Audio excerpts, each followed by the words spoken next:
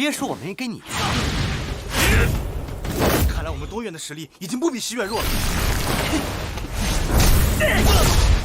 你的对手是我。 Halo teman-teman semua, kali ini kita akan membahas donghua baru yang berjudul The Great Ruler. Buat yang udah nonton, pasti tahu lah ya. Buat yang belum tahu, nih Mimin kasih tahu bocorannya. Setelah 5000 tahun dunia kegelapan berlalu, kini satu persatu mata jahat kembali muncul, sehingga membuat bocah bernama Mu Chen harus berlatih dengan giat untuk membawa perdamaian ke dunia ini. Sampai pada akhirnya dia mendapatkan julukan sebagai penguasa besar. Mantap nih pastinya. Tanpa berlama-lama lagi, yuk gaslah baku hantam. Di awal cerita, terlihat seorang bocah bernama Mu Chen, orang yang bakalan jadi MC series donghua ini, lagi ngebantai beberapa prajurit di tempat yang disebut jalan spiritual. Nah, tujuan Mu Chen melakukan hal ini untuk meminta para tetua dari 5 akademi menyerahkan Jishuan kepadanya. Tindakan yang dilakukannya ini lantas memancing kemarahan para tetua. Tapi untungnya ada salah satu tetua membelanya dengan alasan bahwa Mu Chen pastilah memiliki alasan melakukan hal tersebut, sehingga hukuman yang ia terima hanyalah diusir dari jalan spiritual menggunakan cermin penghakiman.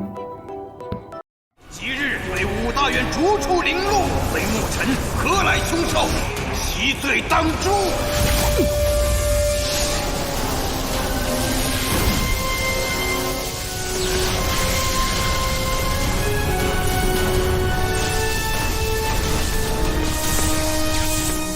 Saat proses hukuman sedang berlangsung, terlihat seorang wanita bernama Lu Oli mencoba untuk menyelamatkannya. Tapi apalah daya, teknik cermin penghakiman bukanlah teknik sembarangan.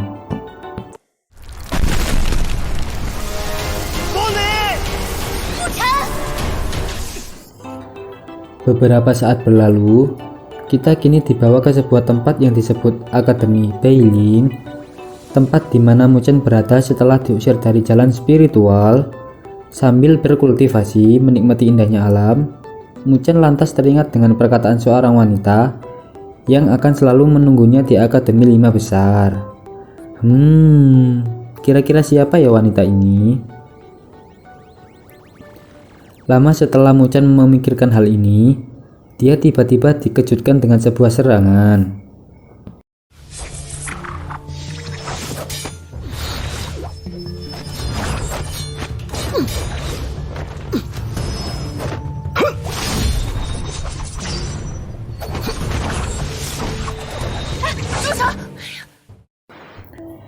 Ternyata serangan barusan berasal dari Tang Qian'er, cewek senior dari cabang timur yang juga merupakan sahabat Mu Chen. Tujuannya menyerang secara diam-diam hanyalah ingin mengetahui kekuatan Mu Chen saat ini, yang ternyata sudah berada di ranah movement fase awal. Tidak ingin berlama-lama di tempat tersebut, serta ayahnya berpesan untuk menjaga Mu Chen setelah kembali dari jalan spiritual, Qian'er lantas mengajak ke suatu tempat yang dikatakan sangatlah bagus untuk berlatih. Dalam perjalanan, Qian'er menjelaskan setelah memasuki ranah spiritual movement, mereka memiliki kesempatan untuk masuk kelas surgawi. Oleh sebab itu, dia meminta Mu Chen untuk membantunya di cabang timur, sehingga bisa memberikan pelajaran kepada para murid cabang barat. Nah, Mimin jelasin nih guys. Akademi Beiling memiliki 2 cabang, timur dan barat. Kedua cabang tidak memiliki hubungan baik dan seringkali bertengkar. Oleh sebab itu, dekan akademi seringkali mengadakan turnamen antara cabang untuk menentukan penguasa para murid akademi. Di tengah jalan, para murid cabang barat yang tanpa sengaja melihat Mu Chen mencoba untuk memprovokasinya, di mana Mu Chen adalah aib Akademi Beiling. 受的。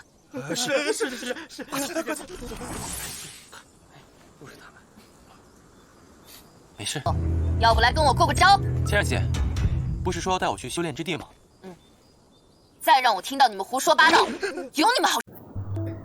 Di sisi lain, terlihat ada 3 guru sedang berjalan-jalan. Orang berbaju biru adalah Master Mu, guru dari cabang timur. Orang di sebelahnya adalah Master Shi, guru dari cabang barat. Sedangkan bapak tua adalah ketua akademi bernama Dekan Xiao. Pada awalnya, melihat sikap Dekan Xiao, Master Shi menduga apakah dia sedang memikirkan perebutan kekuasaan di 9 wilayah Beiling. Dekan Xiao mengatakan kalau dia tidak memperdulikan pasal tersebut. Dirinya hanya fokus untuk mempersiapkan ujian akademi kelas bumi antara cabang timur dan barat.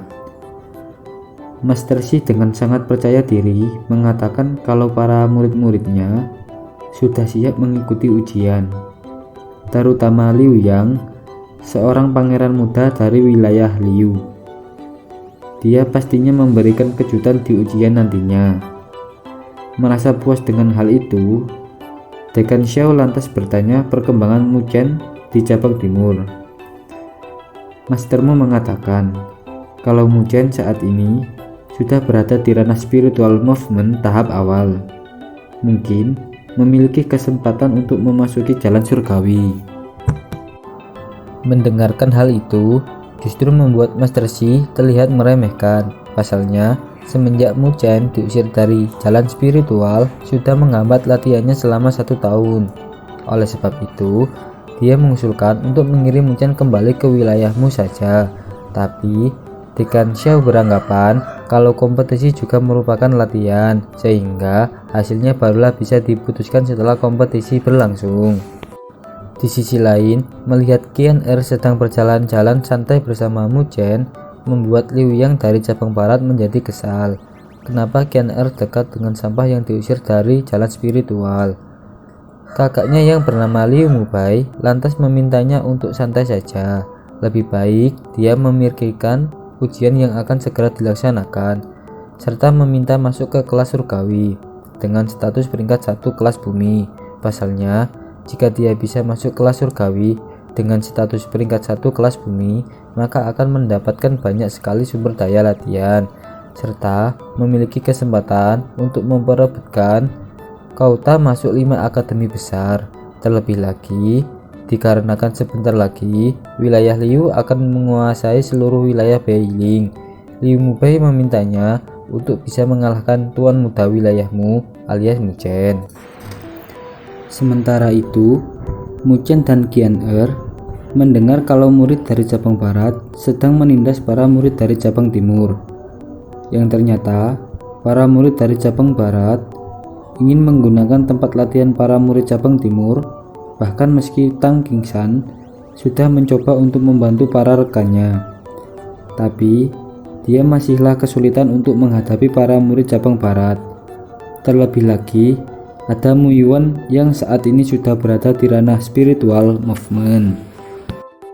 弱成这样，还想救人？闭上你的臭嘴！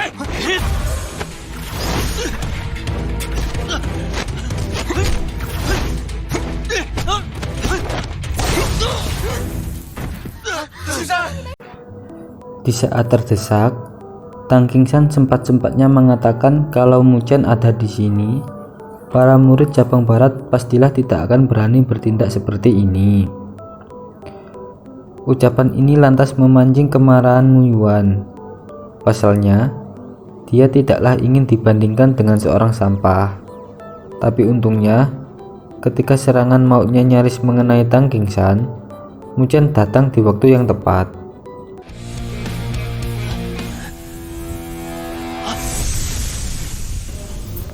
Bukannya mundur, Mu Yuan justru memprovokasi dan mengatakan kalau Mu Chen hanyalah sampah akademi Beiling, menyia-nyiakan kesempatan emas di jalan spiritual.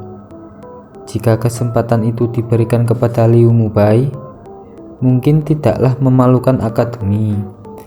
Merasa muak dengan hal tersebut, Muchen lantas menantang mereka untuk baku hantam. 一起上，拿下他！说完了吗？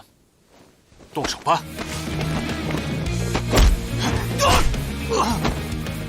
还打吗？陆晨，你真以为我怕你？那看来是没得谈了。现在可以道歉了吧？ Merasa kalah telak serta mengetahui kalau Muchen sudah berada di ranah spiritual movement, Muyuan lantas mencoba untuk meminta maaf. Secara bersamaan dengan hal itu, rombongan murid dari cabang barat yang dipimpin oleh Liu Yang tiba di tempat tersebut. 第一届第一，刘洋。柳阳，他怎么来了？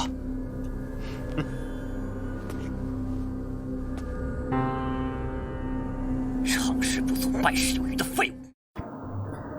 Kedatangannya ini semakin membuat keadaan memanas, sehingga membuat Muchen dan Liu Yang nyaris melakukan baku hantam. Namun sayang, belum sempat baku hantam terjadi, Master Mu terlihat tiba di tempat tersebut. Selain meminta mereka untuk menghentikan pertarungan, Master Mu meminta mereka mempersiapkan diri. Pasalnya, 10 hari lagi ujian kelas bumi akan diadakan, dan di tempat itulah mereka bisa bertarung tanpa batas. Jika menjadi juara, maka berhak memasuki kelas surgawi serta mendapatkan kesempatan memasuki 5 akademi besar. Ucapan ini lantas mengingatkan Muchen dengan janjinya dengan seorang wanita yang telah kita bahas di awal cerita tadi. 我就把他揍一顿得了，你答应他的院士挑战干嘛？ 看来院士时只能带根打狗棍了。你总不能院士时还做缩头乌龟吧？没事，我自有办法。